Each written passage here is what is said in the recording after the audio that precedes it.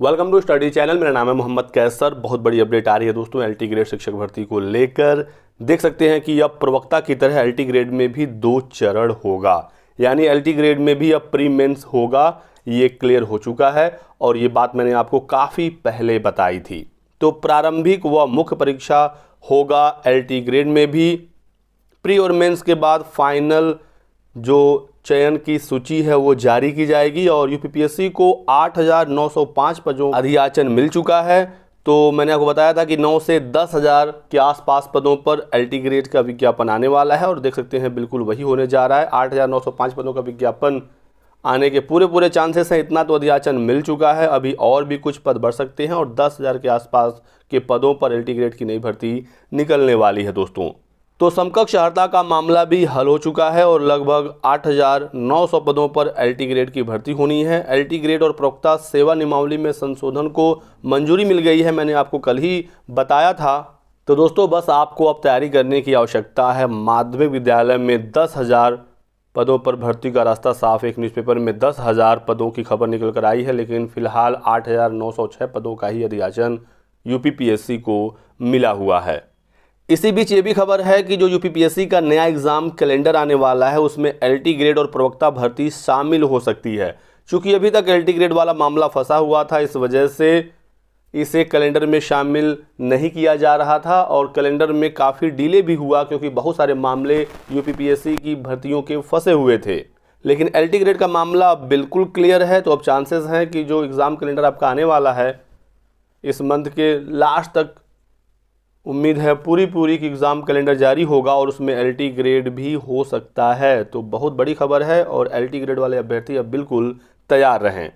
एक और important update है आप सभी लोगों के लिए दोस्तों कि जो समकक्ष अर्हता शब्द है वो नए विज्ञापन में नहीं रहेगा। कैबिनेट ने संशोधन को मंजूरी दे दी है, यानी अब बिल्कुल एग्जैक्टली लिखा होगा कि एलटी ग्रेड में ग्रेजुएशन यदि योग्यता है तो उसके समकक्ष, उसके इक्विवेलेंट कौन कौन से और कोर्सेस हैं, समकक्ष लिखकर नहीं छोड़ा जाएगा। बिल्कुल एग्जैक्टली बताया जाएगा कि ग्रेजुएशन की जगह पर क्या क्या चीज़ें मान्य होंगी या बीएड की जगह और भी अन्य जो कोर्सेस मान्य होंगे उसको क्लियरली मेंशन किया गया रहेगा। ऐसा नहीं लिखा रहेगा विज्ञापन में बीएड या समकक्ष, क्योंकि यही ऐसा मामला है जो कोर्ट में जाकर फंस जाता है।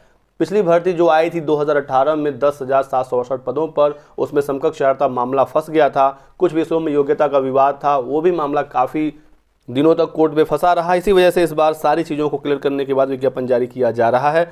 और एक और बहुत बड़ा बदलाव दोस्तों ये हो गया है, आप देख सकते हैं कि प्रवक्ता पद के लिए स्नातकोत्तर के साथ अब बीएड होना भी जरूरी होगा। तो जीआईसी प्रवक्ता के लिए अब बीएड मांगा जाएगा। अभी तक सिर्फ पीजी से काम चल जाता था, लेकिन अब यहाँ पर बीएड को अनिवार्य किया गया है। तो इसके बारे में भी मैंने आपको बताया था कुछ समय पहले और देख सकते हैं कि ये चीज़ यहाँ पर बिल्कुल क्लियर हो गई है।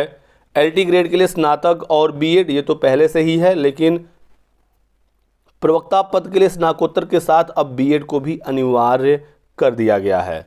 तो 2-3 चीज़ें यहाँ से क्लियर हो जाती हैं। पहला ये कि एलटी ग्रेड में अब प्री मेंस होगा, जैसे प्रवक्ता में तो पहले से होता था।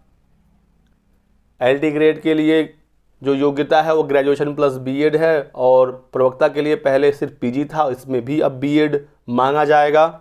और पदों की संख्या 8,905 तो कम से कम रहेगी ही, बढ़कर ये 10,000 के आसपास भी पहुंच सकता है। और एग्ज़ाम कैलेंडर में एलटी ग्रेड के बारे में जानकारी मिलने वाली है कि कब ये विज्ञापन आएगा, कब इसका प्री होगा, कब इसका मेंस होगा। बाकी इसके अलावा आपके कोई और सवाल हो सब्जेक्ट कॉम्बिनेशन को लेकर, एज लिमिट को लेकर, रिलैक्सेशन को लेकर, तो कमेंट सेक्शन में आप हमसे पूछ सकते हैं। प्री मेंस में क्या पूछा जाएगा इसके बारे में आपको जल्दी बताया जाएगा कि कहाँ पर किस तरीके के सवाल होंगे। तो आप हमारे साथ जुड़े रहिए दोस्तों। बाकी आगे और भी अपडेट आपको जल्दी जाएगी। चैनल को सब्सक्राइब जरूर कर लीजिएगा और हमारे साथ बने रहिएगा। Thanks for watching.